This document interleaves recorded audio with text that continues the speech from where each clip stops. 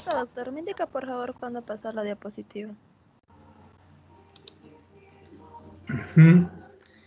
Ya, ¿podemos empezar? ¿Sí? Sí, doctor. ¿Está bien? ¿Sí? ¿Empezamos? Sí, doctor. Sí. Muy buenas tardes, queridos alumnos. Justamente hoy día vamos a continuar con las clases.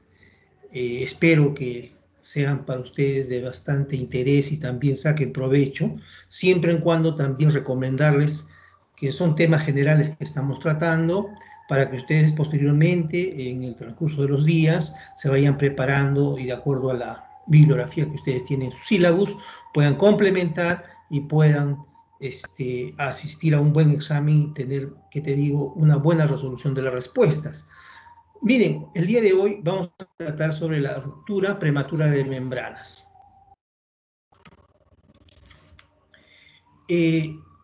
La siguiente, por favor. Mire, estamos viendo acá, siempre empezamos en toda patología médica, y en este caso en ginecobstetricia, por la embriología, la anatomía. Es importante que ustedes recuerden que las membranas fetales a término y asimismo su composición extracelular, de acuerdo a esta literatura, está dado por dos capas, ¿no es cierto? Ustedes saben muy bien en biología, el amnios y el corio, no se olviden, ¿no? Entonces el amnios va a estar dado especialmente por el epitelio, la membrana basal, una masa compacta, una capa fibroelástica, ¿no? Y una capa intermedia que es la esponjosa, ¿verdad? Entonces, todas ellas tienen también dentro de su estructura el colágeno, tipo 2, 4, 5, la capa compacta tiene 1, 3 y 4, y la capa fibroelástica 3, 4, 5, y la capa intermedia 1, 2, 3. Todas ellas también van a ver acá que están acompañados de fibronectina, ¿no? Para que puedan hacer la estructura adecuada, ¿no? Entonces, vemos que también el corium, que es la otra membrana, que es importante que ustedes vean y habrán estudiado en embriología, tiene una capa reticular que está básicamente dada por colágeno tipo 1, 3, 4, 5, 6, ¿no? Y unos protoglicanos que van a ser la constitución de la estructura de esta capa. Una membrana basal que va a estar dada por el colágeno tipo 4, por la fibronectina, ¿no? Que va a estar en la mitad a ese nivel. Asimismo, va a estar dado en el corium el trofoblasto. Seguramente ustedes han estudiado las características tanto anatómicas y funcionales, fundamentalmente la elaboración de hormonas, que es importante que ustedes tengan conocimiento para ver y no conocer todo el desarrollo, ¿no? De la fisiología a ese nivel, del embarazo también. La siguiente, por favor. Entonces, el día de hoy estamos reunidos para tratar la ruptura prematura de membranas. Algunos le llaman ruptura prematura de membranas. Ustedes habrán visto en la literatura seguramente con ese nombre, pero sabemos nosotros bien que son dos membranas, ¿no? Por eso a veces se le cataloga como ruptura prematura de membranas. ¿Qué dice la OMS, la Organización Mundial de la Salud? ¿No? Va a definir como una solución de continuidad espontánea de las membranas corioamnióticas desde las 22 semanas de gestación hasta antes del inicio de trabajo de parto, ¿no? Eso es lo que menciona la OMS para definir la ruptura prematura de membranas. La siguiente.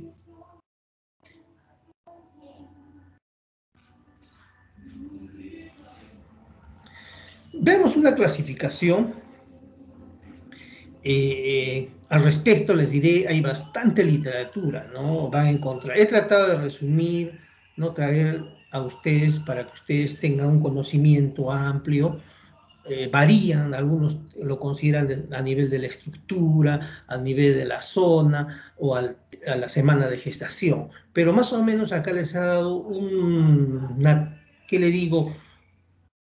Una clasificación amplia para que ustedes más o menos puedan entender que todo lo que están hablando en la bibliografía se refiere a esto, a la clasificación básicamente, ¿no?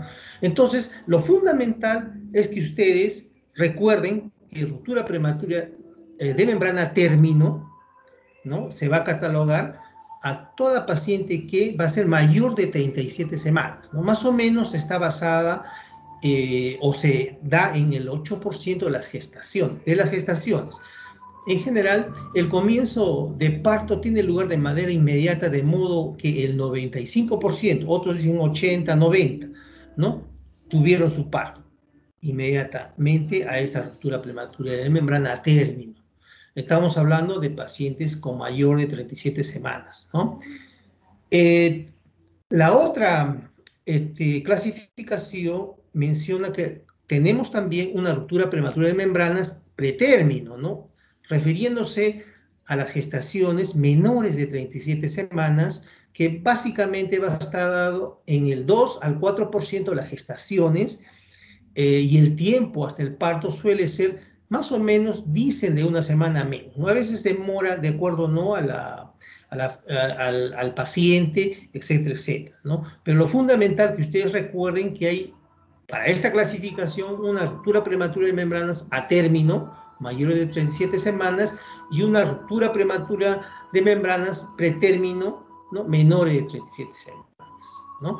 Entonces, también algunos mencionan, dentro de la clasificación, que hay una ruptura prematura previable. ¿A qué se refiere la bibliografía? A una ruptura prematura de membranas en gestaciones menores de 23. ¿Ya? Ustedes saben, de acuerdo a la OMS, 22 semanas es el término medio para catalogar aborto, ¿no?, o embarazo viable, ¿no? Entonces, si hablamos de 23 semanas, esto quiere decir que ya está, ¿no?, en proceso de gestación. Y también menciona otra literatura, una ruptura prematura de membranas lejos de término o cerca de término. Hablamos lejos de término cuando la ruptura prematura de membranas en gestaciones es de 24 a 32 semanas, ¿no? Y una cerca a término cuando esta ruptura prematura de membranas en gestaciones de 33 a 36 semanas. Siguiente.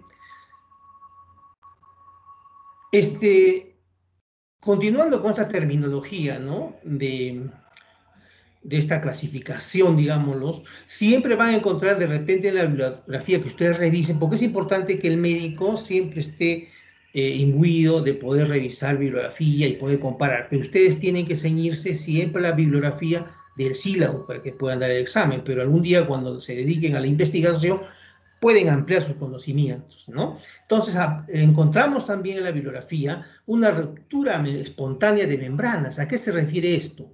Cuando ocurre posterior al inicio de trabajo de parto. También encontramos otra terminología, ruptura prematura de membrana, que sucede antes de iniciar el trabajo de parto, como una ruptura precoz de membrana. ¿A qué se refiere? Normalmente esto referimos cuando la paciente está en la dilatación y se puede, por algún modo, ¿no?, ocurrir una ruptura de esa membrana, ¿no?, y elimina líquido, etcétera, etcétera.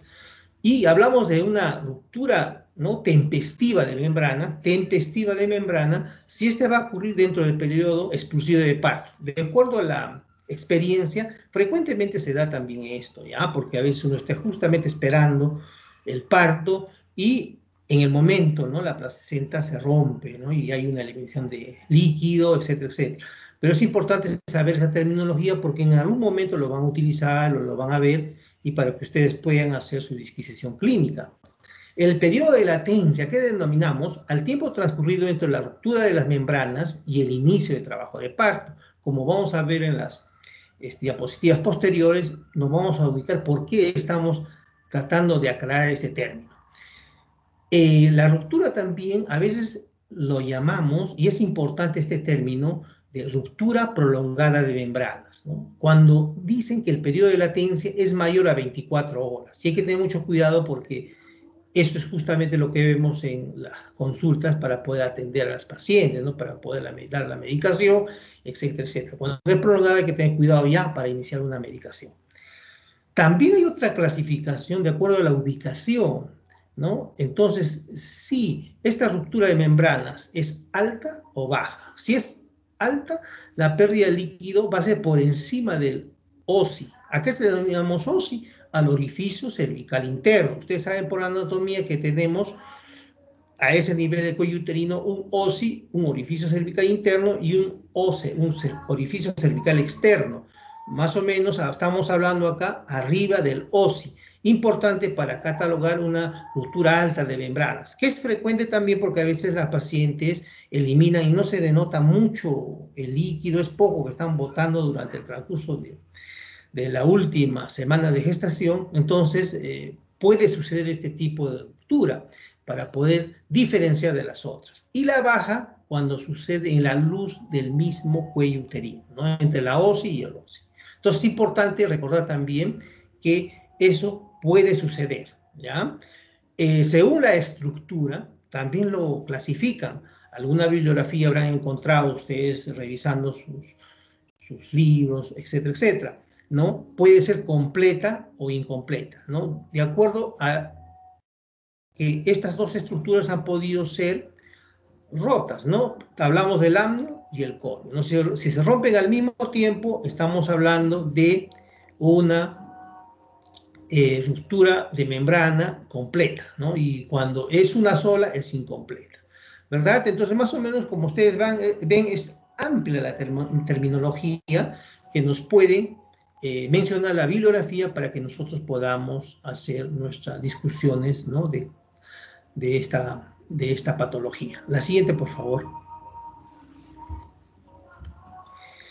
Entonces, lo que le habíamos dicho anteriormente, ¿no? Periodo de latencia relacionado con la edad. Es importante esto porque nos va a determinar en qué momento puede ocurrir un parto y nosotros podemos estar premunidos y poder, ¿no? Adelantarnos y poder tratar este caso, ¿no? En embarazos de mayor de 37 semanas, aproximadamente el periodo de latencia es de 12 horas. De entre 28 y 37 semanas es 24 horas y entre las 22 semanas es más o menos 48 horas. Entonces, ¿qué quiere decir? Que el tiempo de latencia tiende a ser mayor cuando menor es la edad gestacional y en el momento de la ruptura, ¿no? Es importantísimo eso que recuerden. La siguiente, la incidencia. La siguiente, por favor. Entonces, hablamos ahora de la incidencia, ¿no? También al respecto, ustedes van a tener en la bibliografía bastante incidencias, o sea, digo en el porcentaje, hay variación. Aproximadamente mencionamos que es del 8 al 10% la frecuencia, ¿no? El total de partos, ¿no? En total hablamos. Eso que alguna bibliografía habla de 5 a 18 inclusive por ciento, ¿no? Eso ustedes lo van a revisar, pero síñanse, nuevamente les digo, a la bibliografía que les pide el sílabus, ¿no? Pero en la media nosotros ubicamos de 8 a 10%, si se da después de las 37 semanas, 80, no, algunos hablan de 90%, hasta 95%, porque es lo más frecuente que se da y son casos que rápidamente se resuelven, ¿no? En los embarazos a pretérmino hablamos de un 20% y en los partos prematuros espontáneos de un 50%.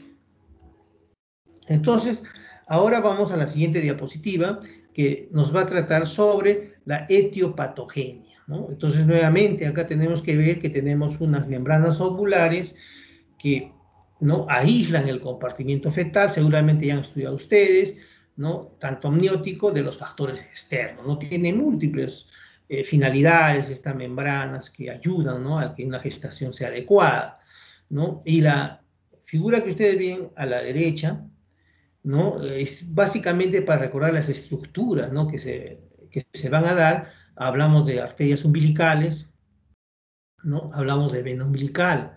Entonces, eso ustedes también tienen que tener en consideración cuántas son, ¿no? Generalmente hablamos, o es normal que tengan, ¿cuántas arterias? 2, ¿verdad? Y venas solamente una, ¿no? Es fundamental eso que recuerden ustedes también para hacer su revisión en ese caso. El corium y el amnio, justamente ven ahí en la imagen, el corium va a estar hacia dónde, más o menos hacia afuera, y el amnio va a estar más pegado, ¿no?, al líquido amniótico donde genera toda la sustancia, ¿no?, digamos, del líquido amniótico. Vemos también todo dentro de la cavidad uterina, ¿no?, la cavidad amniótica, y ahí hacia abajo vemos el tapón mucoso, ¿no? Entonces dice, la ruptura fisiológica de membrana fisiológica, ¿no?, ocurre generalmente al final del trabajo de parto. Entonces eso siempre se va a dar. Algunas veces cuando no sucede ya solemos intervenir nosotros para poder hacer la ruptura y poder a veces también facilitar o un poco más apurar el parto cuando están unos partos que no están en los tiempos adecuados. Entonces es importante recordar toda esta imagen para que ustedes puedan algún día verificar y ver en el trabajo o en la práctica diaria les va a servir de mucho. La siguiente, por favor. Nosotros hablamos también de un mecanismo de ruptura espontánea de las membranas y hablamos en por qué va ruptura. Entonces, primer caso, nosotros nos referimos a la alteración de las estructuras cervicales, ¿no? Esto se produce, ¿no? Antes, ¿no? Que puede haber cambios en la madurez, la posición o dilatación del cuello uterino, ¿no? Importante, ¿no? El examen de las membranas muestra alteraciones, ¿no? Degenerativas, el epitelio de las células cuboideas se va a necrosar y las capas restantes se van a fusionar, ¿no? En un tejido, ¿no? Reticular con desaparición de los núcleos, ¿no? Celulares. Es frecuente, básicamente 30-34 semanas de gestación. El segundo caso es por deformación y estiramiento, ¿no? A nivel del orificio cervical, que va a ocurrir, ¿no? Después de los cambios funcionales del segmento, ¿no?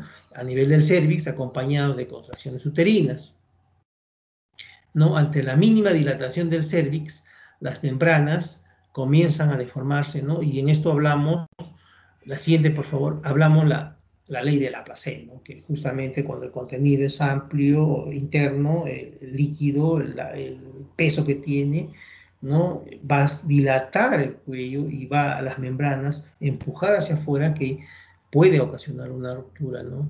Entonces, e inclusive en el término de gestación se suele dar, ¿no? Para que justo haya esta ruptura y el posterior parto.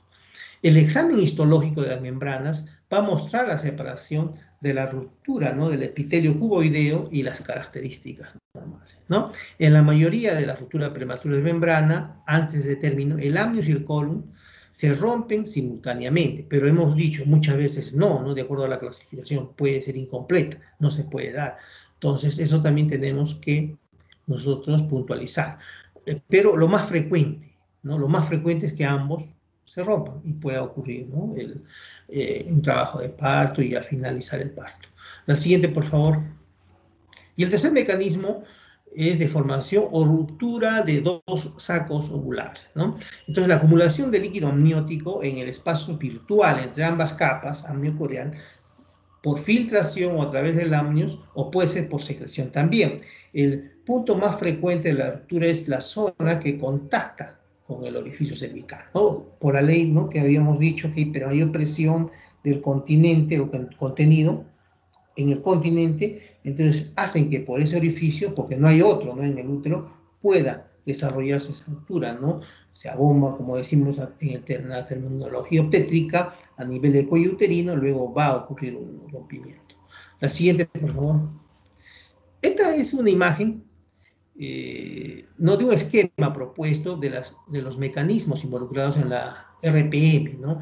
Hablamos de un esquema de la placenta como las noxas que van a darse, una distensión de la membrana, y puede ser también las infecciones que vamos a hablar posteriormente en el tratamiento, ¿no? Entonces, eso, ¿qué hacen, no? Normalmente van a actuar, ¿no? Y van a elevar las interleucinas, las prostaglandinas, ¿no? Que van a actuar y desarrollar toda la cascada que vemos a la derecha, la liberación de citocromos, el complejo APAP y la activación de las caspasas, etcétera, etcétera, hasta la apoptosis, que va a llegar a una ruptura de esa membrana, ¿no? De acuerdo a esa generación de cascada, ¿no? O también puede ser por una degradación del colágeno, ¿no? Como vemos, de la membrana fetal. Pero ven acá que lo importante es el tabaco como una noxa que pueda influir, ¿no? Y dentro de las condicionantes más importantes está el tabaco, ¿no? Y otras que vamos a ver posteriormente, y también la relaxina, ¿no? Como una sustancia que existe, pero que puede hacer a nivel tisular, ¿no? Generar más plasmina y liberar, ¿no?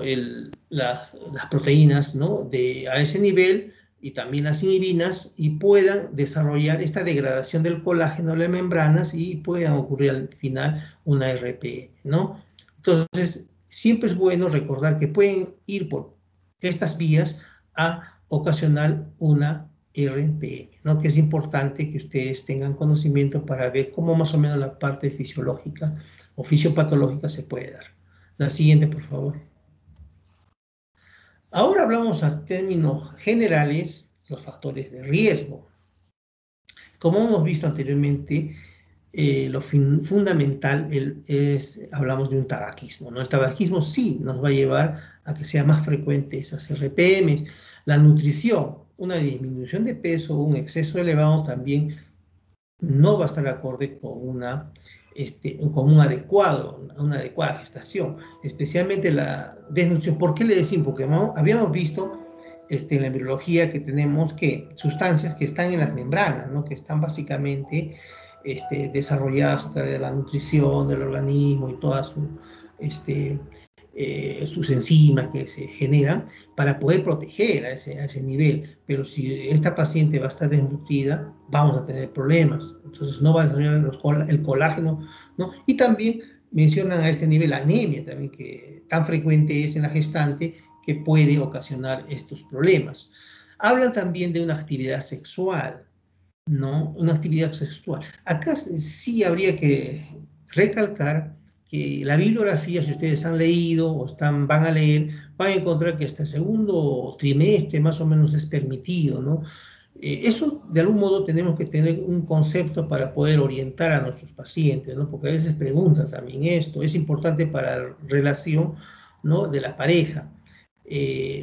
Casi cerca o en esos meses antes del embarazo es un poco difícil tener este tipo de contactos porque sabemos que el semen tiene enzimas, ¿no? Que pueden desarrollar, ¿no? Daño a estas membranas y pueden tener problemas, aparte de las infecciones que puedan ocurrir. Entonces, en este caso, nosotros tenemos que ser siempre, ¿no? Cuidadosos, recomendar a la paciente, ¿no? Sobre la actividad sexual, ¿no? Más o menos ubicarnos al segundo trimestre por ahí y luego suspenderlo para después, ¿no? Por efectos de tener problemas con infecciones, rupturas, etcétera, etcétera, ¿ya? Luego también hablan de una metorragia del embarazo, ¿no? Entre el segundo y tercer trimestre que puede ocasionar estos problemas de RPM.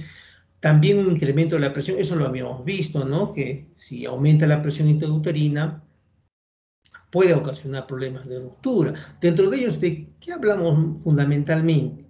De malformación, ¿no? ¿De quién? Del útero puede ser, ¿no? También puede ser del feto, ¿no? Entonces una malformación nos puede ocasionar que tengamos problemas, ¿no?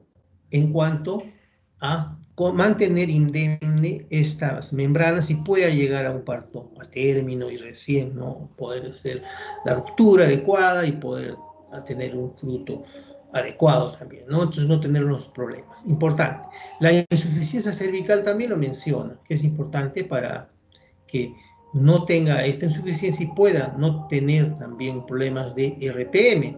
Traumáticas, dentro de ellas mucho de las también que le digo, situaciones que a veces en la medicina nosotros hacemos, ¿no? Anioscopías, ¿no? Fetoscopías, etcétera, que puedan generar problemas que hoy por hoy casi está un poco ya disminuyendo porque la ecografía ha avanzado mucho y muchas de las patologías se determinan no solamente por la visión ecográfica, ¿no? Es importante también recalcar eso.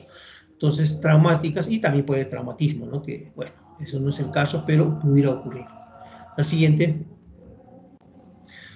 Continuamos con estos factores de riesgo, como le habíamos dicho, el cuello uterino. Hablamos también, miren, ustedes ven esa imagen, ahí más o menos esquemática, es importante para que ustedes puedan recordar la trompa de falopio, el útero, los ovarios, y acá está, miren cómo los tipifico, porque a veces, para que se ubiquen ustedes bien, el cuello uterino y dónde están el óseo y el óseo, ¿no? ¿Ven? El óseo y el óseo es importante para que ustedes puedan saber de qué estamos hablando, ¿no? La vagina y los labios menores, bueno, es la estructura ahí anatómica, ¿no? Pero ¿qué quiero decir con esto? Que puede haber una conización previa, o sea, el cono ¿no? A veces el orificio externo se suele conizar, ¿no? Y ocasionar también una incidencia a ese nivel, si de repente es muy grande. Entonces muchas veces llevamos un cerclaje para poder detener y no haya problemas, pero si no sucediera puede que haya una ruptura en la medida que la expresión de la placé, como hemos hablado, pueda, ¿no? pueda eliminar el corium y el amnios y poder romperse, ¿no? Es importante eso. También las infecciones, que eso sí es importante porque nos vamos a encontrar siempre a veces con este problema, ¿no?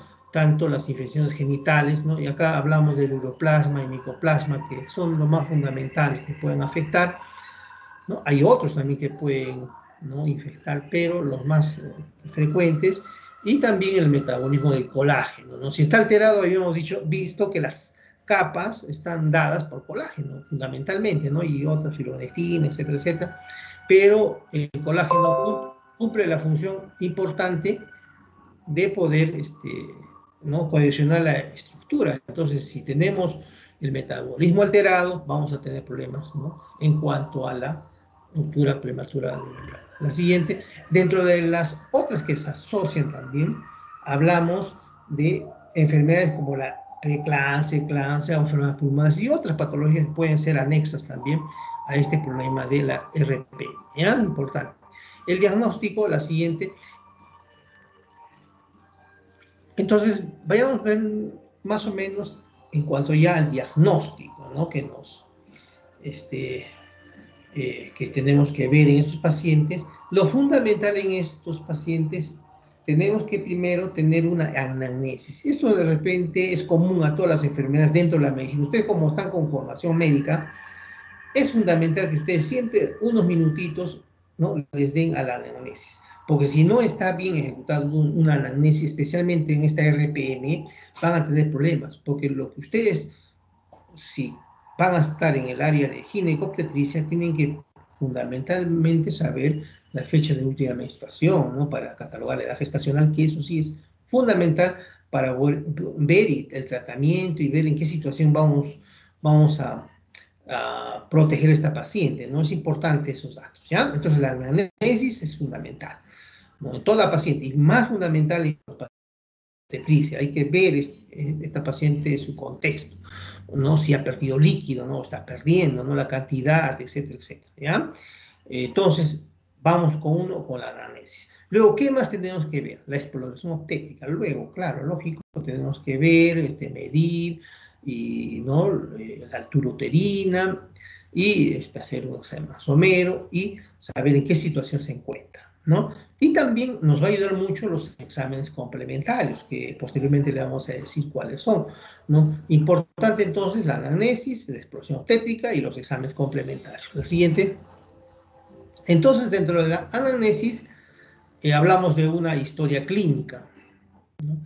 La historia clínica, como acá nuevamente repiten la anamnesis, tenemos que ver la pérdida súbita, ¿no?, o abundante, o puede ser incontenible, de un líquido transparente con olor a cloro por los genitales, ¿no? Los pacientes van a ir a la consulta, he perdido líquido, pero ojo, muchas veces no es el líquido amniótico, y muchas veces no es el líquido amniótico, sino a veces la paciente se confunde porque, ¿no?, una secreción de líquido no sabe qué es, a veces nos moja mucho, y como vamos a ver posteriormente, no necesariamente es de líquido amniótico. Entonces, para que veamos qué es líquido amniótico, fundamentalmente es importante el olor a cloro. ¿Y qué más? Ver la cantidad, ¿no? Si de repente moja más allá de las piernas, a veces, muchas veces llegan goteando, ¿no? Entonces, ahí hay que tener mucho cuidado porque puede ser, ¿no?, y tratarse de una RPM, ¿no? Importante entonces la anamnesis, ¿no? Tiempo. Preguntarle en qué tiempo, cuánto tiempo está perdiendo esos líquidos, porque vamos a ver en el tratamiento que no es lo mismo perder líquido de 6 horas, 1 hora, 12 horas, 24 horas, porque la conducta tiene que ser diferente en el tratamiento. Eso es importante para que ustedes, como en formación médica, puedan aconsejar y tratar a estos pacientes, ¿ya? Entonces, también acá hay otra indicación importante. ¿Qué dice? No realizar el tacto vaginal, ¿no? No es frecuente. ¿Por qué? Porque puede uno introducir más bacterias, puede infectar, ¿no? Entonces, o ampliar esa ruptura, ¿no? Y entonces va a ser contraproducente. Entonces, se les recomienda no realizar tacto vaginal.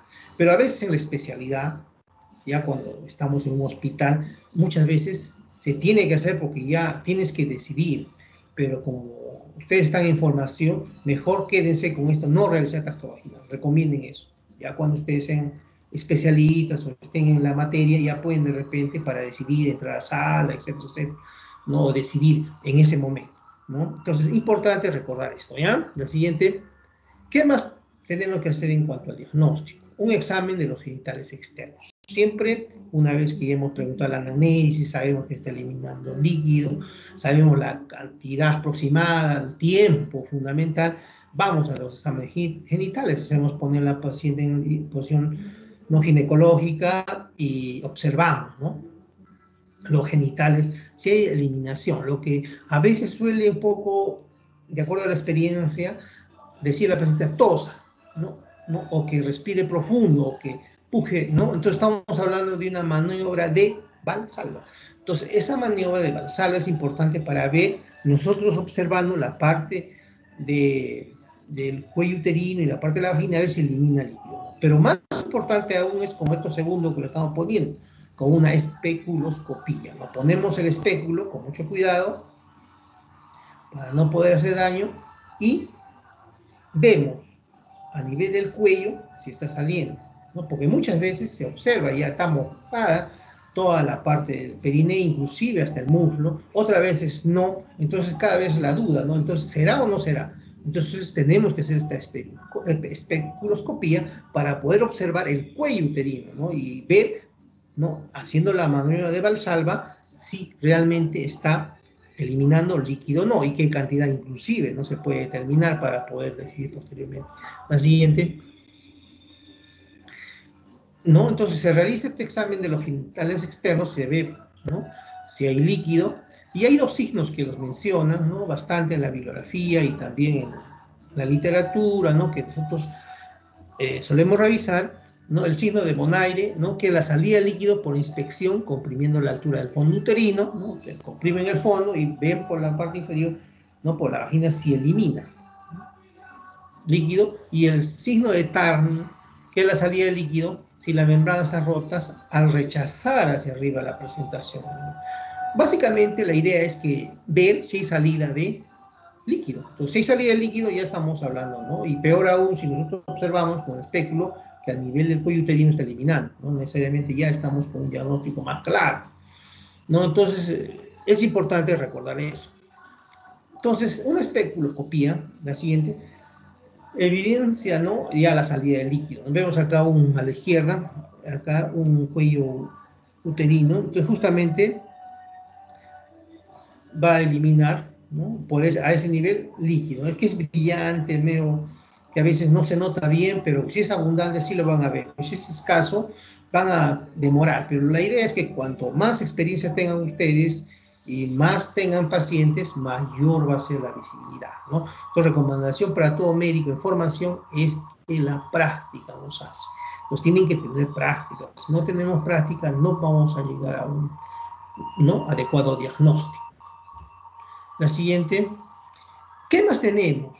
Tenemos también ya diagnóstico laboratorial o valernos de otro manejo, como por ejemplo el test de cristalización, ¿no?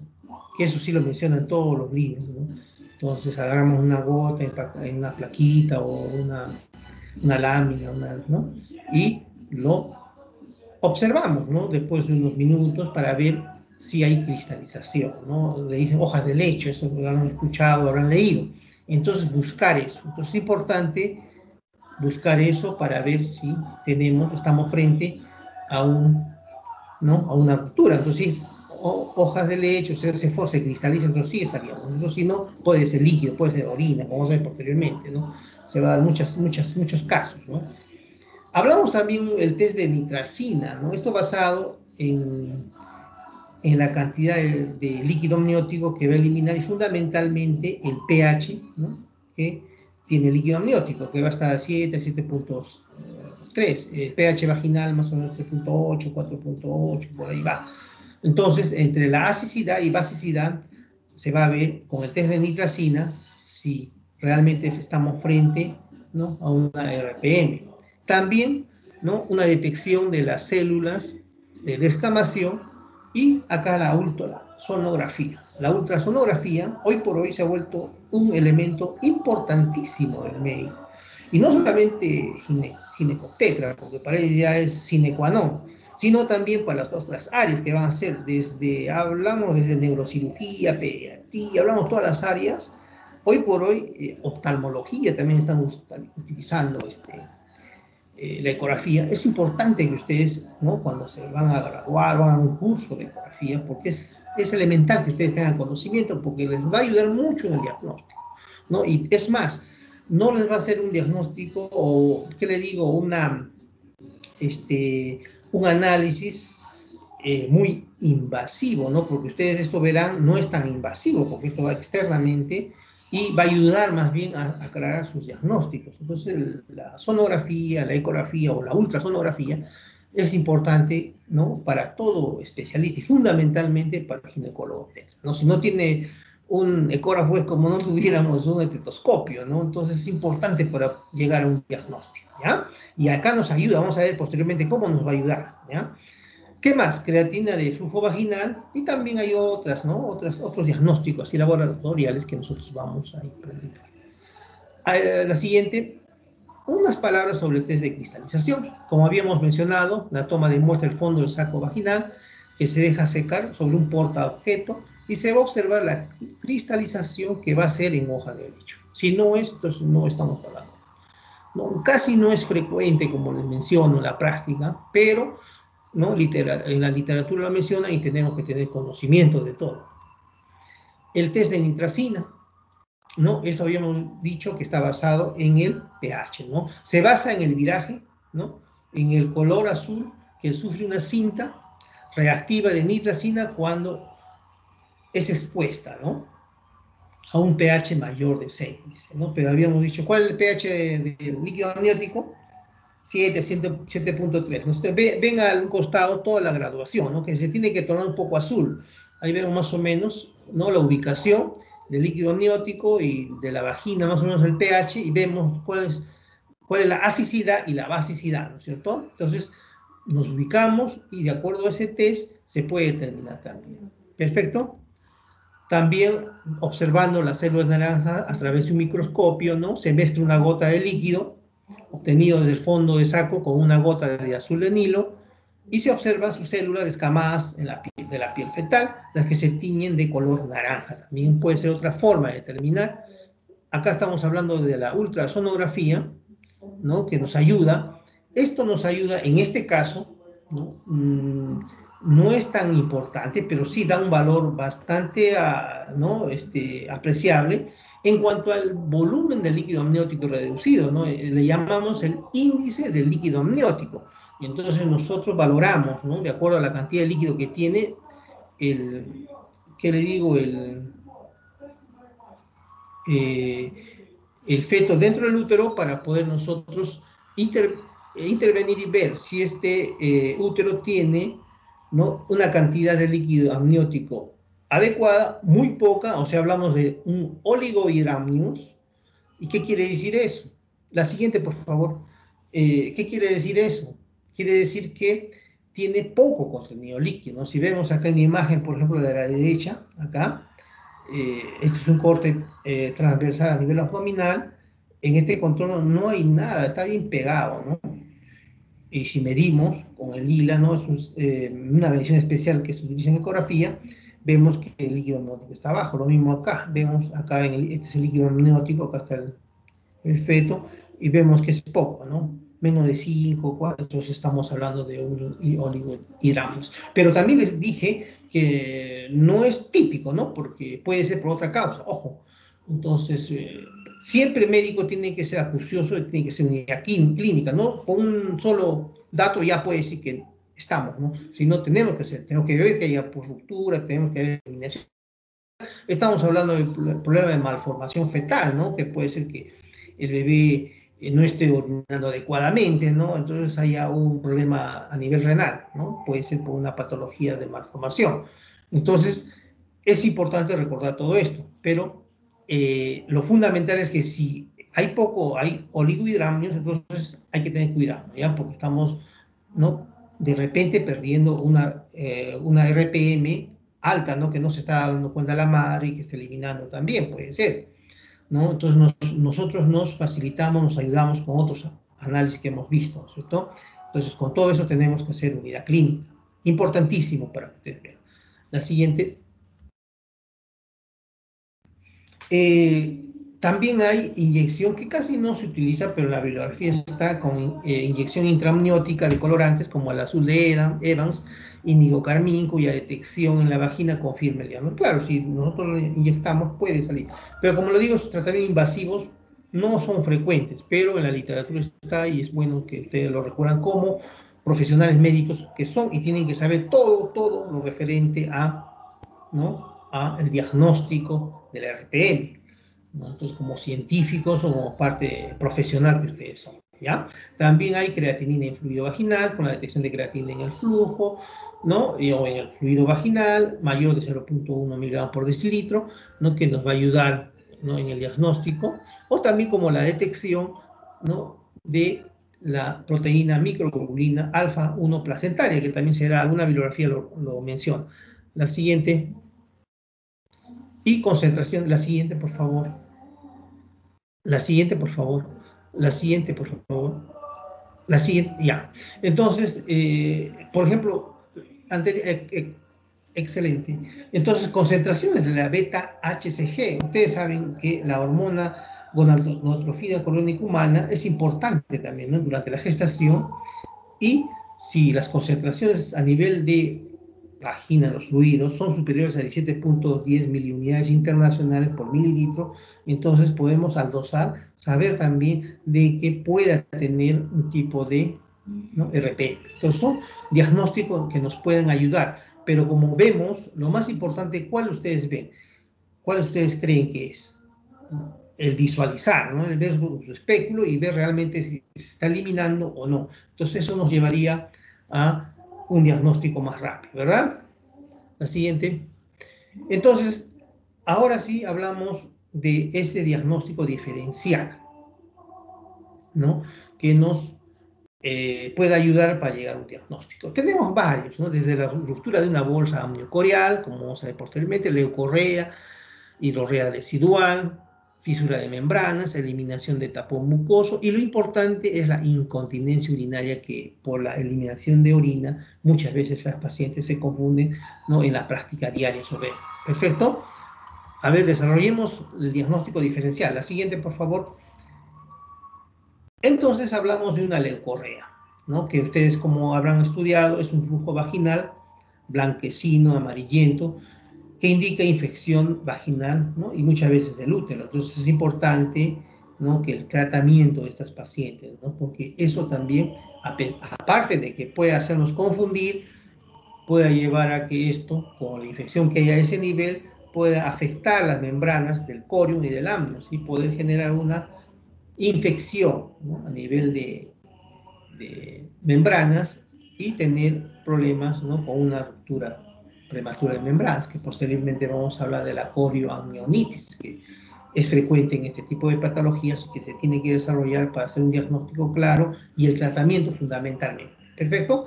Entonces la leucorrea, ¿no? Hablamos también de una incontinencia urinaria, la siguiente, que se va a producir en la segunda mitad del embarazo, que es un inicio brusco y muchas veces de aspecto transparente, ¿no?, y cristalino, ¿no? Entonces, el olor, las hojas de leche, etcétera, ustedes, ¿no?, y la experiencia muchas veces le va a hacer saber si no, este es orina, no es líquido amniótico, ¿no? Entonces, la cantidad también es importante, ¿ya? Entonces, eso nosotros tenemos que tener bastante conocimiento, ¿ya? Eliminación de tapón mucoso, sí, nos puede hacer confundir muchas veces porque se va a producir en el tercer trimestre, es el de un inicio progresivo, aspecto mucoso con y sin sangre escasa o asociada con actividad uterina prodrómica. Pero ¿qué pasa acá?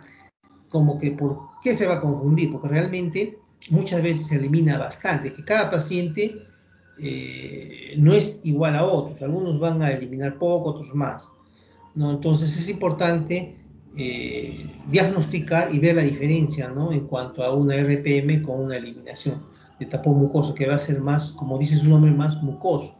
El otro va a ser más bien más entre líquido y viscoso, ¿no? No va a ser tan líquido como la orina. Entonces, ustedes ya de acuerdo a la experiencia van a ir catalogando, van a ir posteriormente haciendo su diagnóstico diferencial, ¿no? Entonces, también hablamos de una fisura de membrana, ¿no? Entonces, ¿qué puede estar pasando acá? Hay una pérdida de líquido en cantidades variables, ¿no? Que en cualquier etapa del embarazo, ¿no? Se va a diferenciar de la RPM porque en la fisura debe haber integridad, ¿no? Hablamos del polo inferior, ¿no? Del saco ovular. Entonces, si no hay nada, integridad, es bien difícil, ¿no? A no ser que sea alta, ¿no? Que nos puede estar ocultando. Habíamos dicho encima del OSI, ¿no? Podría ser, pero nos queda la duda. Entonces, los otros análisis nos pueden hacer, ¿no? Dilucidar adecuadamente el diagnóstico final, ¿no? Pero en la fisura de membrana se va a dar eso, ¿cierto? Entonces va a ser que no se va a afectar la integridad del saco ovular a nivel del cuello. Importante. El siguiente. Siguiente, por favor. La siguiente.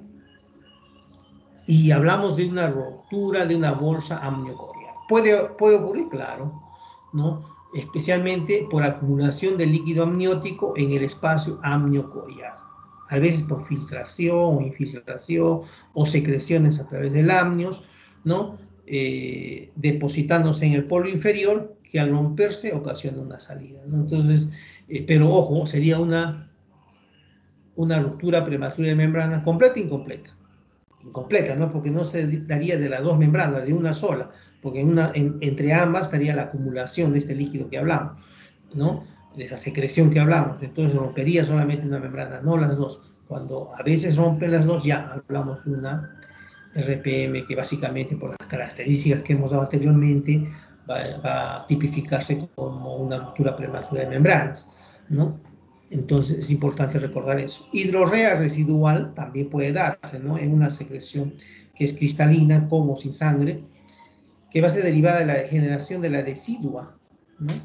Refleja durante su fusión con la decidua parietal hacia más o menos aproximadamente 12, 18 semanas del embarazo. La siguiente. La siguiente, por favor. La siguiente, por favor. Bueno, vemos acá un cuadro que ustedes observan y vemos el diagnóstico diferencial, la frecuencia y las características, ¿no? Es importante entonces recordar todo esto, lo que nos va a ayudar a inmediatamente tener un adecuado diagnóstico. Hablamos de leucorrea, que es frecuente, ¿no? Si tenemos las características de un flujo genital blanco, amarillento e infeccioso asociado a prurito muchas veces, ¿no? Entonces va a ser diferente que una RPM que no va a ser asociada a prurito. O sea, ustedes en cada característica que ustedes van aprendiendo, van allá a ustedes, ¿no? Tener la posibilidad de hacer un diagnóstico claro, ¿no? Entonces, esa es la leucorrea. Con una incontinencia urinaria, que es lo más frecuente, ¿no? Que les había mencionado. Va a ser frecuente en la segunda mitad del embarazo, especialmente en multíparas, ¿no? Por relajación perineal y también por rectocistocele, ¿no? Es importante por problemas de piso pélvico. Entonces, a ese nivel puede darse la incontinencia urinaria. Entonces, va a ser y va a eliminar cantidad de orina, que muchas veces la paciente le va a ir a la consulta, ¿no? O a la emergencia, mire, se rompió, ¿no? La fuente, como dicen las pacientes, y usted va a desesperarse y tiene que tener una decisión clara porque usted es el médico, usted tiene que resolverlo. Entonces le va a ayudar todo lo que hemos hablado en cuanto al diagnóstico, ¿no? Desde la anamnesis, recuerden, desde la anamnesis, ¿no? Eso les va a ayudar. Entonces con eso les va a servir a ustedes para hacer su disquisición clínica y poder decir, no, esto no es una RPM, es una incontinencia que es orina, que vamos a darle las recomendaciones adecuadas, o es una RPM, ¿no? Y el internamiento, etcétera, etcétera, ¿verdad? Importante. Con la eliminación del tapón mucoso, que es frecuente también según esta literatura, ¿no? Que el tapón mucoso es un fluido mucoso, como le habíamos dicho, y a veces sanguinolento, que no se va a dar casi en la RPM, ¿no? Líquido amniótico casi bien difícil que se haga con sangre, ¿no? Va a ser bien difícil. Frecuentemente sale, ¿no? Mucoso, viscoso, ¿no? Es un líquido, pero casi no sale con sangre. Pero sí de tapón mucoso, ¿no? Va a salir con, ¿no? Una sección mucoide y acompañado de sangre, ¿no? Y con el dolor característico, ¿no? Entonces rápidamente usted va a saber el diagnóstico, ¿no? Y también, ¿no?, se puede hacer diagnóstico diferencial con una rotura de quiste vaginal, ¿no? Si uno tiene quiste, una paciente tiene quiste, puede romperse, ¿no?, por la presión, etcétera, etcétera, que es muy infrecuente, ¿no? Pero para haber una pérdida de líquido, también, ojo, ¿no?, del quiste se va a eliminar, pase cristalino por la vagina, al examen se va a observar cavidad pequeña, ¿no?, en las paredes vaginales. Es bien raro, pero si usted hace aparte de la anamnesis, ¿no?, es importante, como les digo, la evaluación, ¿no?, del examen clínico, y observa bien adecuadamente, va a rápido llegar a un diagnóstico. El médico tiene que ser acucioso, el médico tiene que ser muy suspicaz.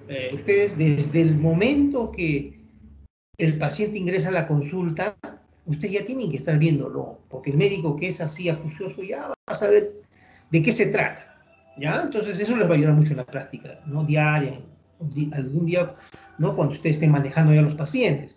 Entonces vemos en este caso, ¿no? Entonces puede ser, pero ustedes ya con su, ¿no?, con todo lo que tienen los conocimientos, ya van a poder hacer una adquisición.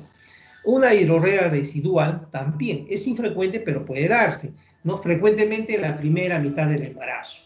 Líquido claro, con tinte amarillo, a veces sanguinolento, desespacio entre decidua, parietal y refleja, ¿no? Que generalmente estos se fusionan a las 16, 18 semanas, pero a veces puede haber un remanente, ¿no? Por eso dicen hidrorrea residual, que puede eliminar y se confunde todo, ¿no? Entonces nosotros tenemos que tener adecuada, un adecuado diagnóstico y una adecuada visibilidad del paciente. ¿Qué más? También tenemos una ruptura de la bolsa amniocoreal, que también es infrecuente, ¿no?, pero se puede dar, ¿no? Es más raro aún, dice acá en la característica, ¿no?, del espacio virtual entre el corium y el amnios. Las dos capas están juntas, ¿no es cierto?, pero no están pegadas, siempre hay un espacio virtual, digámoslo, ¿no? Entonces eso, en ese espacio se va a producir, ¿no?, la delaminación, ¿no? Puede ser el amnios, este último, y puede tener problemas en cuanto a acúmulo, ¿no?, de líquidos, y que puedan generar, ¿no?, y hacerlos confundir en el diagnóstico, a pesar que es raro, pero hay que tenerlo presente, porque muchas veces dentro de la práctica no nos ocurre en 1, 2, en 3, en 4, pero por ahí nos va a ocurrir. Entonces hay que tener mucho cuidado con esta, ¿no?, con estos diagnósticos diferenciales que les he mencionado, ¿no?, y recordar las características para que ustedes en su momento puedan hacer una unidad de inscripción clínica.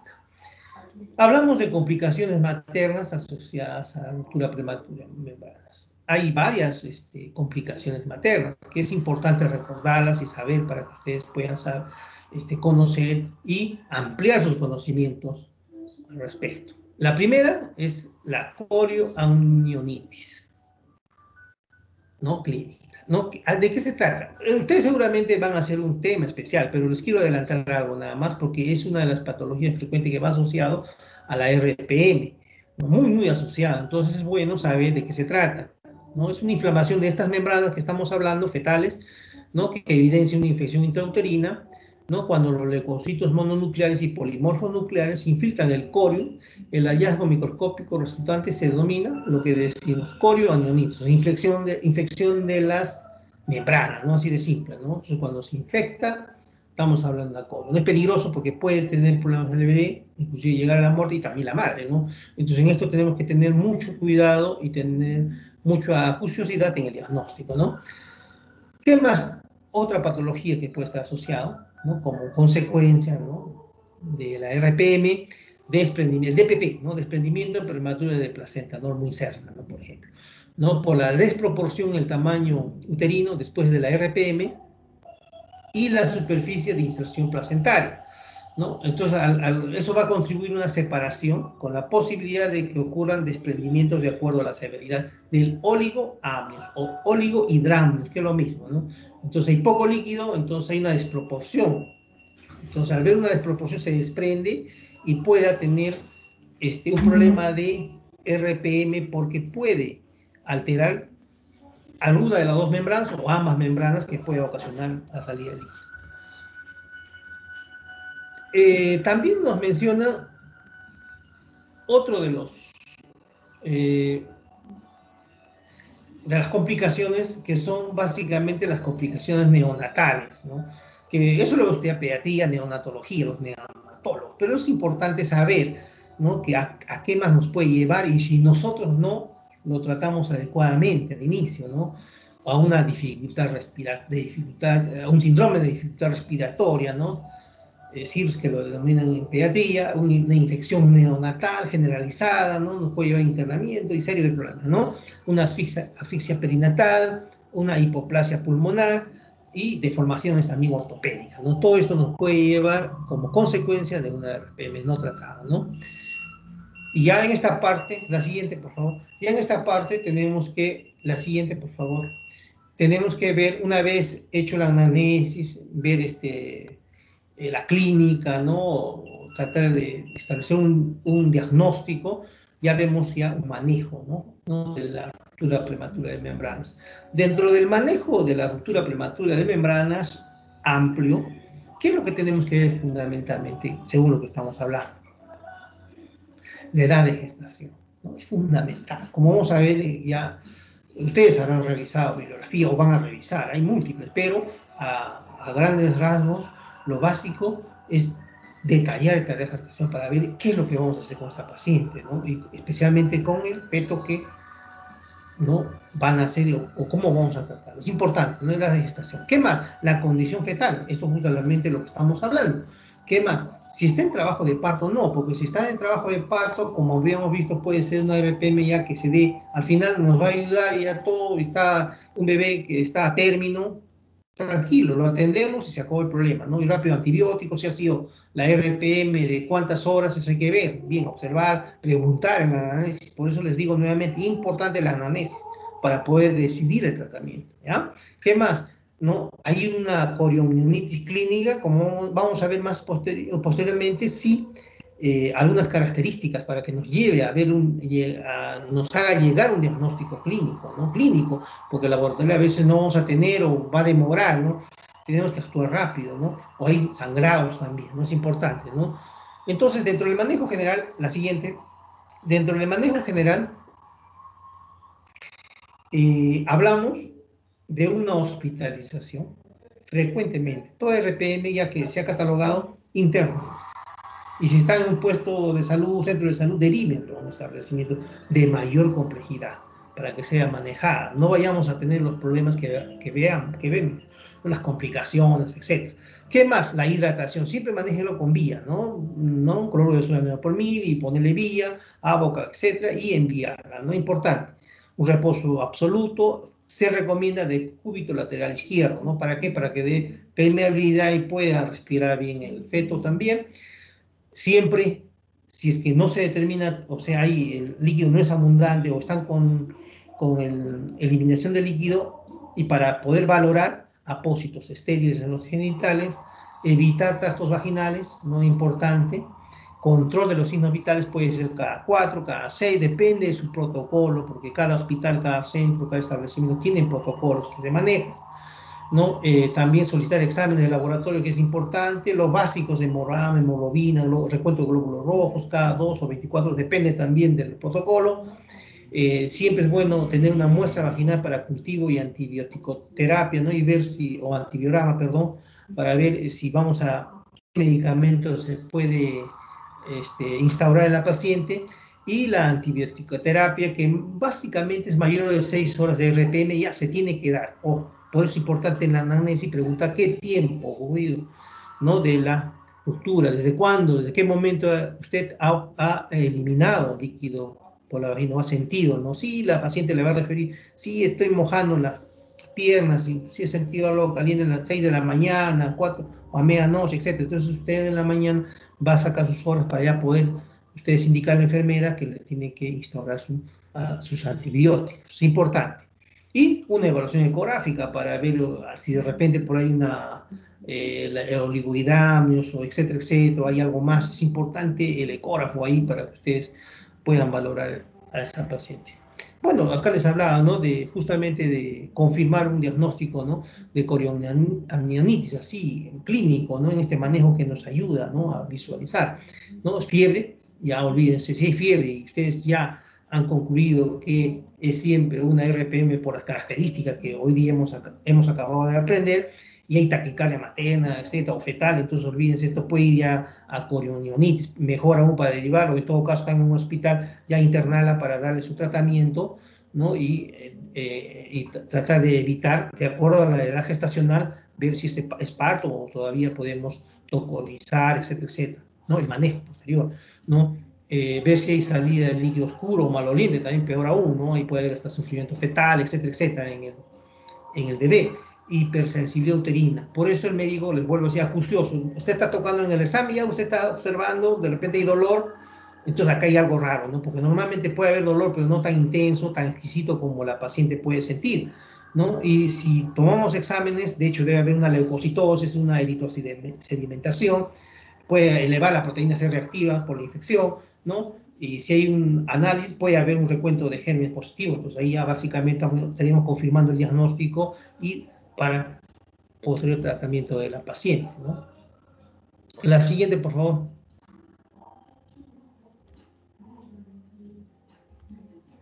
Entonces, si es a término, va a ser el manejo más prudencial y creo que nos ayudaría mucho para poder culminar esa gestación. La siguiente, por favor. Entonces, si es embarazo a término, vamos a inducir el trabajo de parto, ¿no? Si es que todavía no presenta dolores, no hay problemas ya de un inicio de trabajo de parto, etcétera, etcétera. Entonces se induce el trabajo de parto con oxitocina, seguramente en la clase respectiva le van a indicar, y en algunos casos suele diferirse y tener una conducta expectante. Pero yo considero, si estamos en un embarazo a término, yo creo que lo fundamental, si estamos viendo que es una RPM ya diagnosticada de acuerdo a las características que hemos visto, concluir el embarazo, porque a mayor estancia pueden generar los gérmenes y puede infectarse. ¿No? Importante, ¿no? La culminación de la gestación. Y si es pretérmino, ¿no? Ahí viene el problema. Entonces acá sí tenemos que valorar, ¿no? Si es pretérmino, ¿no? Siempre ingresar al hospital, en caso de que si están en puesta, derivarlo a un centro de mayor complejidad, fechar siempre la edad gestacional y corroborar la ruptura prematura de membrana. ¿No? Importante ver, ¿no? ¿Qué edad gestacional tiene? De 34 a 37 semanas, una conducta activa, ¿no?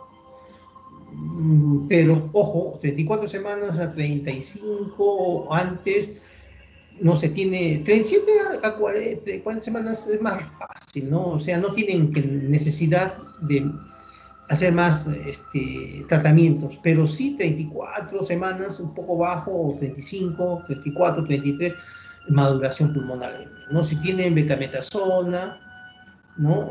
De 12 miligramos, una ampolla cada 24 por 2 días, o si tienen dexametasona, ¿no? De 4 miligramos, 3 ampollas cada 8 horas por 2 días, ¿no? Para maduración de pulmonar, luego ya culmina la gestación. Pero si es menos, también no se les va a necesariamente continuar la gestación, sino más bien tener una conducta expectante. Justamente hablamos de acá, ¿no? Entonces, se induce el parto, o puede ser que en caso de que no haya siempre inicio de trabajo de parto, se induce el parto y no progresa, entonces se salva, ¿no? En el momento para poder culminar la gestación y no tener problemas. Y si es menor de 24 semanas, necesariamente nosotros tenemos que tener mucho cuidado porque ese bebé, sus pulmones, por la sustancia surfactante, que ustedes saben muy bien, no está funcionando adecuadamente. Entonces, si nosotros optamos por sacarlo, muchas veces va a tener problemas, ¿no? Y viendo acá también en qué nivel estamos trabajando, en qué tipo de hospital. Hay hospitales, por ejemplo, en Lima, que están bastante sofisticados, que pueden manejar, ¿no? Pacientes menos inclusive, para poder pulmonarmente ventilen bien. Pero a veces los hospitales no tienen toda esa tecnología y pueden tener problemas, ¿no? Entonces muchas veces recomiendan la literatura una conducta expectante y se alcanza una madurez, ¿no? Se hace la conducta activa, ¿no? Inducción de parto, cesárea, depende de las características, pero si es una corioamnionitis o hay una pérdida del bienestar fetal, porque se va a estar evaluando a este paciente ecográficamente y con el monitoreo electrónico fetal, puede llevar a una inducción o una cesárea, ¿no? Para ya de una vez finalizar el embarazo. De 22 a 23, a 32, perdón, semanas, conducta expectante, muy similar a la 34, estrecha vigilancia, esperar el tiempo necesario, ¿no? Y tener cuidado para que no pueda ocurrir, porque como les había dicho, el pulmones todavía no están adecuadamente para que funcione, entonces eso tenemos que tener mucho cuidado. Dentro del tratamiento que se suele ya manejar, hablamos de una ruptura prematura de membranas en gestación menores o igual a 34 semanas. Perdón, mayor o igual a 34 semanas. Hablamos de una RPM en gestación mayor o igual a 34 semanas, ¿no? Con o sin coriomionitis, ¿no? De 34 semanas, puede ser más o menos 2,800, 3,400, por ahí va, ¿no? El peso fetal. ¿Qué se tiene que hacer, ¿no? Básicamente, y hemos recordado en la terminología del tratamiento general, ¿qué hacemos? Hospitalización, ¿cierto? Y reposo, ¿de qué lado dijimos? De cúbito lateral izquierdo. ¿Qué más? Hidratación, ¿no? Vía, poner dextrosa, ¿no? Cloruro al 9%, cloruro, de preferencia cloruro al 9%, ¿ya? El goteo puede ser 30, 50 gotas, dependiendo también de la deshidratación que tenga la paciente, pero siempre colocarle vía para la hidratación. ¿Por qué? Porque está perdiendo líquido. Entonces es importantísimo. Iniciar con antibióticos profilaxis después de las 6 horas de la ruptura prematura de membranas, ¿no? Que va a reducir la morbilidad infecciosa materna, ¿no? Pero que no hace tan significativo en los recién nacidos. Pero es importante porque ya protegen a la madre y con eso también al bebé, ¿no? Entonces, siempre es necesario, útil, colocar profilácticos. ¿Qué se sugiere como profiláctico? Alguna literatura habla de ampicilina o cefalosporinas de primera generación, de 1 gramo o 2 gramos endovenoso cada 6 horas, o en caso de coriomionitis, cefalosporina de tercera generación, 2 gramos endovenoso cada 24 horas, ¿no? Siempre asociado a un aminoglucósido, ¿no? Puede ser en este caso amicacina de 1 gramo endovenoso cada 24 horas. Como ven, son esquemas que se dan. Ustedes van a encontrar en la literatura también algunos esquemas. Entonces, depende también del protocolo que esté manejando en su institución, ¿no? Que ustedes estén elaborando, ¿no? Entonces, también se recomienda terminar la gestación dentro de las 24 horas siguientes, ¿no? Como habíamos mencionado en el esquema anterior. Pero para esto nosotros tenemos que saber el test de Bishop. Ustedes ya han estudiado seguramente qué es el test de Bishop, ¿no? Al hacer tacto para ver, ¿no? La dilatación, ¿no? Del cuello uterino, si es mayor o igual a 7, ¿no? Ahí ya se puede inducir a trabajo de parto, porque tampoco no podemos inducir porque queremos inducir. No hay que ver cómo está el bicho para que tener éxito en esa inducción, si no, no vamos a tener, vamos a complicar todo. Entonces, mejor optamos por otra alternativa. Entonces, lo importante es ver ese bicho, ¿ya?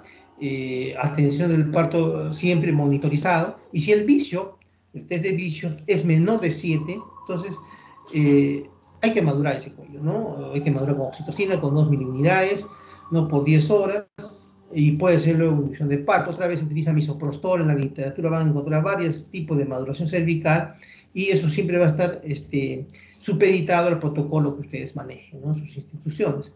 Si la inducción que estamos ya mencionando no responde luego de 6 horas, ¿qué debemos considerar? ¿No? Que esta inducción es fallida, no progresó. Entonces, ¿qué debemos hacer? Porque el bebé está comprometiendo, ojo, porque le estamos haciendo monitoreo, estamos haciendo perfiles, que de hecho, al nosotros implantarle una sustancias a la madre, ¿no? Como oxitocina, etcétera, el bebé va a tener problemas ya con la ventilación, etcétera. Entonces, inmediatamente se debe proceder a cesárea, ¿no? Para poder salvar al bebé y no tener complicaciones posteriores.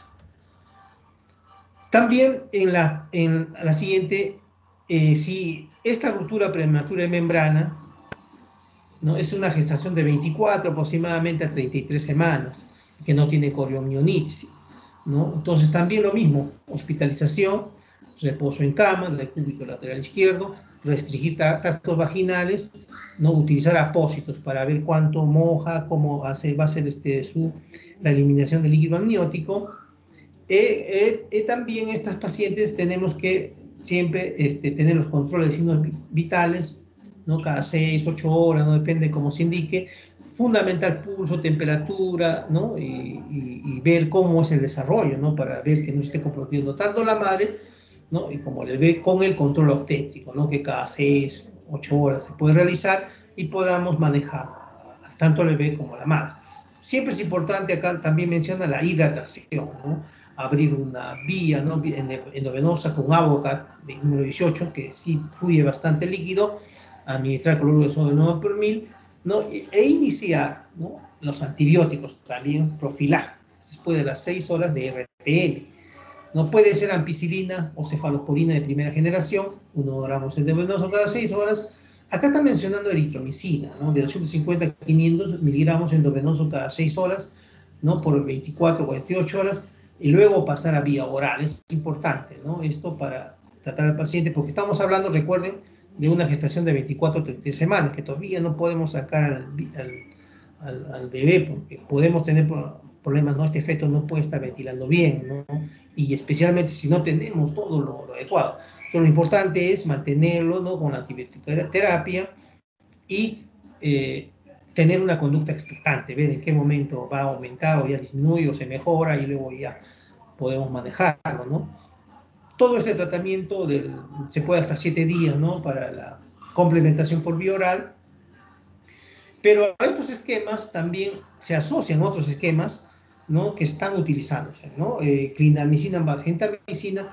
Yo al menos que he estado en el hospital de Lima trabajando, en mi hospital era básicamente clinda y genta, que algunos casi no lo utilizan, pero nosotros utilizamos clindamicina 600 miligramos cada 6 horas y gentamicina 80 miligramos cada 8, ¿no? Y le damos inmediatamente al paciente por vía y de los casos que tuvimos nos resultó adecuadamente, ¿no? Otro recomienda clindamicina más cefalosporinas, también puede ser penicilina más cloranfenicol más gentamicina, incluso más agresivo para poder no llegar a la corionitis ni tampoco una infección más importante que pueda, ¿no? Degenerar tanto al bebé como a la madre y tenemos problemas serios, ¿no?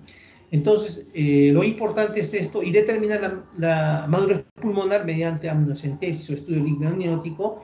Es importante porque habíamos dicho ya hace un momento que si no tenemos pulmones maduros es bien difícil, ¿no? En estos casos, al bebé, ¿no? Poder acabar en la gestación.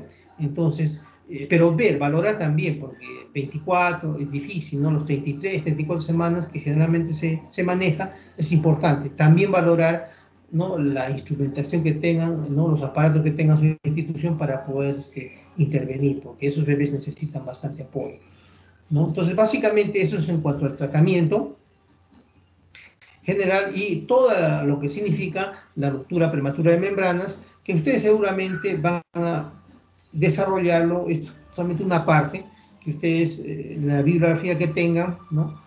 Puedan ampliar los conocimientos y puedan tener un diagnóstico adecuado, claro, y un manejo adecuado también, y rápido y oportuno, ¿no? Que pueda salvar vidas, tanto, ¿no? del feto como también de la madre, ¿no? Es importante esto, ¿no? De salvar vidas. Bueno, creo que esta es la última diapositiva. La siguiente, sí, acá quedamos. No sé si hay algo más para conversar o ya lo dejamos para que vayan ampliando sus conocimientos. Sí, doctor, Sí, estuvo doctor, muy estuvo claro, muy claro, gracias. gracias. No, a ustedes muchas gracias y esperamos encontrarnos. Sigan estudiando, nunca van a dejar de estudiar hasta cuando sean muy mayores, pero esa es la vida de un médico, ¿no? Muchas gracias nuevamente a ustedes, ¿no? Con esta anuencia de entrar a sus hogares o donde están ustedes hoy día escuchando esta exposición, amplíen sus conocimientos. Cualquier duda me escriben, seguramente a la delegada les voy a dar mi correo para que puedan escribir. Muchas gracias, hasta pronto. Gracias, doctor, hasta luego. Gracias, doctor, hasta luego. Hasta luego, doctor, gracias. Ya, cuídense.